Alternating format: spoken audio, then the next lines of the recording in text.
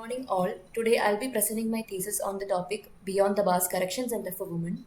The reason to choose this topic is because there are only about 20 prisons that are dedicated only for women all across India.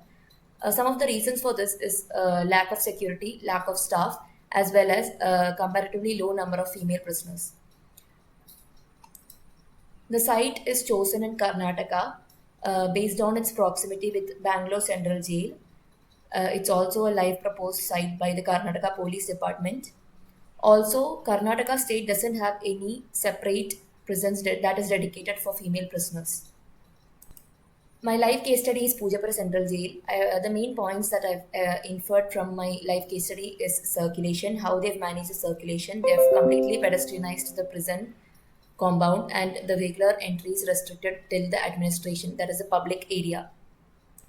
Coming to the literature case study, my first literature case study is Halden Prison, Norway, that is designed by Eric Moller Architects. What I've inferred from my literature case study is the neighborhood planning. They've planned the entire prison based on a daily life of a human being, that is from home to work. So the entire prison terrain, the entire prison context is an isolated forest area. The entire prison, the site, the terrain is maintained as such, and it is designed on the existing terrain. So the prisoners has to travel from their accommodation to work like a normal human being, which improves their social skills. Also, the entire prison is divided into three blocks. That is one A, B, and C. A mainly for mentally ill people. Coming to my second literature case study, that is Storström Prison, Denmark. What I've inferred from the second literature case study is how to plan a prison based on squares, open areas, and how to handle a high security prison within the prison compound. All the case studies, that is the live and literature case studies, the prison has only a single entry for security reasons. Halden prison doesn't have a surveillance at all, so that they can improve the responsibility of the inmates. Coming to the circulation, the live case study, that is Pujapura Central Jail, only has pedestrianized movement within the prison compound.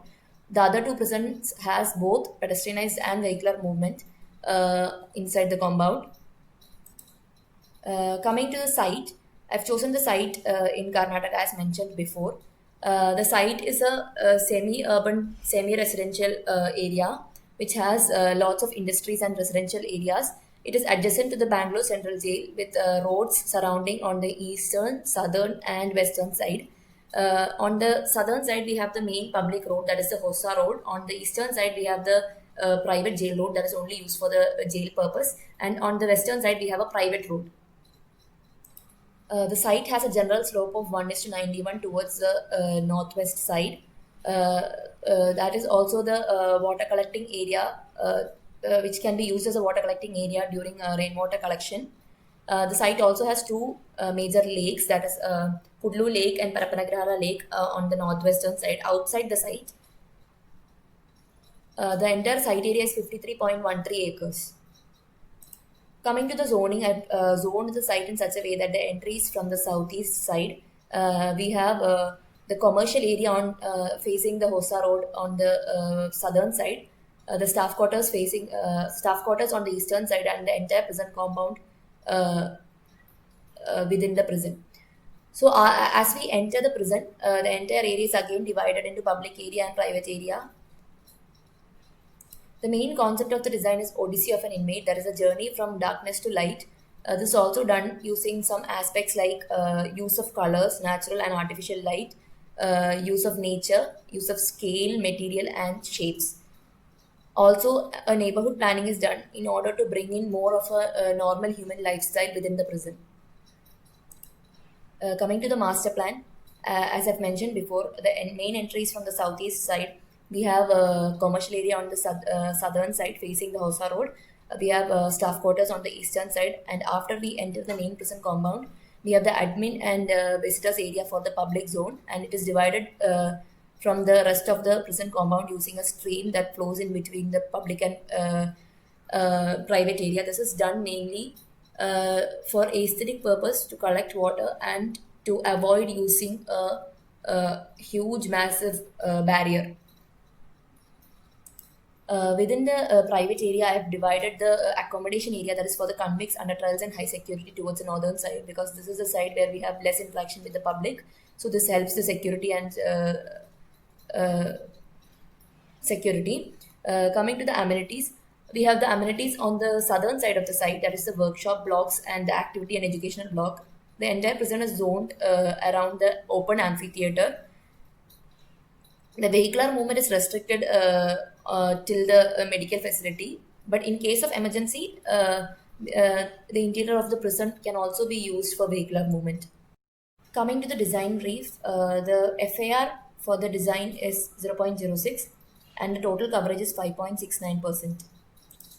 Coming to the first block, there is a commercial block. It is mainly this block is mainly used for helping the prisoners improve their social skills, improve their mental state, and only the good conduct prisoners are allowed to move outside the main prison compound for commercial purposes under staff surveillance. So all the producers sold in the commercial area is produced within the prison, like food producers, agriculture producers, jewelries, beauty parlor, pottery, and clothing. The entire commercial area is designed in such a way that after we enter, we have to move along to the opposite side for parking so that we can watch the entire commercial complex when a visitor enters, and here a visitor is forced to visit all the stalls. Coming to the staff quarters, the staff quarters mainly has two floors. The ground floor is for family accommodation and the first floor for bachelor's accommodation. The entire block has a single bedroom and two bedroom apartment type accommodations. On the first floor, we have uh, four per room for bachelors using bunk beds.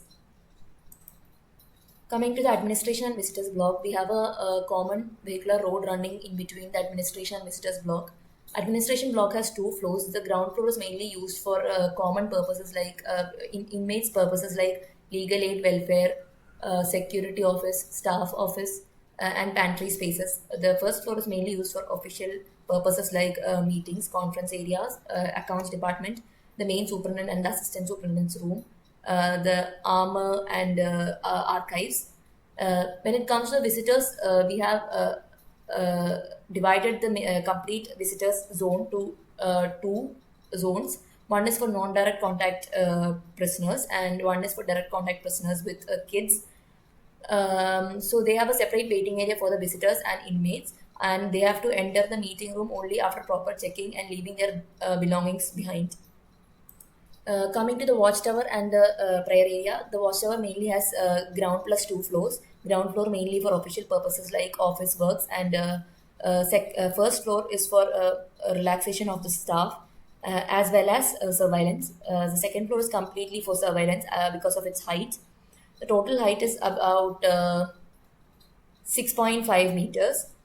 Coming to the prayer area is not based on any religion, so it is a completely unified prayer area for all the religions. It's more like a meditation hall, and it has a seating area above the prayer area. Coming to the medical block, it is completely divided into two zones, one for the mentally unstable people and one for medical purposes. So the zone shown in yellow is for the mentally unstable people, and the red zoned area is for the medical purpose. We have two entries. One is for the inmates and one is for emergency to take the inmates out to hospitals. Coming to the workshop area, even the workshop block has two entries, one for inmates and one for the you taking in and out the services, the maintenance, the machineries, and the producers. We have mainly pottery, food processing, jewelry, and stitching workshops with its storage. Coming to the activity and educational block, the entire block is divided into activity zone, which has staff and inmates activities like indoor play areas, fine arts area for music and dance, etc. And for the educational purpose, we have it divided into two classrooms for inmates and a single classroom for the kids of the inmates with an attached indoor play area. The entire library area is divided separately with the yoga space. The space can be accessed from outside or through the library space.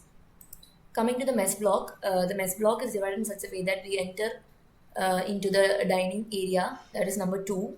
Number four is the kitchen area. Number three is the serving counter.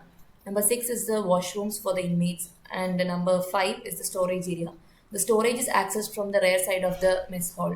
It also has a terrace garden. There is a mini terrace garden for cultivating small vegetables and plants for the use of the inmates. It also has a separate agricultural area other than the terrace garden. Coming to the accommodation, all the accommodations are zoned in such a way that every zone has a private courtyard and communal areas. Convicts block are mainly divided into three parts, A, B, and C. A and B consisting of convicts with 10 per dormitory.